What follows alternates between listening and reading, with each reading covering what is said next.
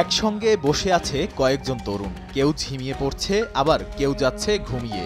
দেখে মনে হচ্ছে তাদের নেশার ঘোর যেন কাটছেই না। এভাবেই ভয়াবহ ক্ষতিকর সিনথেটিক কুশ মাদকে আসক্ত হয়ে ধ্বংস হচ্ছে পশ্চিম আফ্রিকার দেশ সিয়েরা লিওনের তরুণ সমাজ। সস্তা হওয়ায় স্থানীয় তরুণদের মাঝে এই মাদক এতটাই ছড়িয়ে পড়েছে যে হাতে হাতে মিলছে ক্ষতিকর কুশ। মাদকাসক্ত নিরাময় কেন্দ্রেও তরুণদের জায়গা দিতে পারছে না আর্থিকভাবে অসচ্ছল দেশটির সরকার। সিয়েরা লিওনের সরকার একরকম ব্যর্থ হয়ে গেছে এই মাদক নিয়ন্ত্রণে। মাদকের আসক্তি ঠেকাতে দেশটিতে জরুরি অবস্থা জারি করেছেন প্রেসিডেন্ট জুলিয়াস মাদা বায়ো। সিনথেটিক এই মাদক স্থানীয়ভাবে তৈরি করা হচ্ছে বলে জানায় কর্তৃপক্ষ।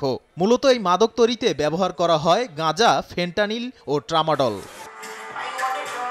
এমনই এক মাদকাসক্ত মোহাম্মদ কামারা। 23 বছর বয়সী এই তরুণ থাকে মায়ের বাড়িতে। ছেলেটি মাদকের অর্থ জোগাড় করতে বাড়িতে থাকা মূল্যবান জিনিসপত্র বিক্রি করে বলে জানায় তার মা।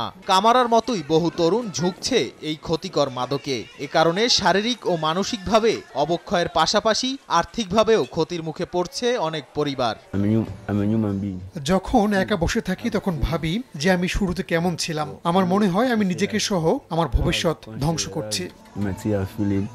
70 জন মাদকাসক্তদের নিয়ে আমি এই কার্যক্রম শুরু করি। তাদের জীবনে আমূল পরিবর্তন এসেছে। এজন্য আমি সৃষ্টিকর্তার কাছে অনেক দোয়া করি যে তারা তাদের স্বাভাবিক জীবনে ফিরে এসেছে।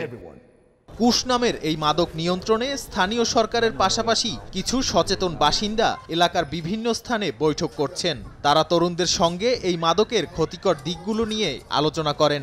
এছাড়াও যেসব তরুণের অবস্থা বিপন্ন তাদেরকে নিজেদের অর্থায়নে তৈরি করা মাদকাসক্ত নিরাময় কেন্দ্রে নিয়ে যাচ্ছেন। নাদিম মারজান, সময় সংবাদ।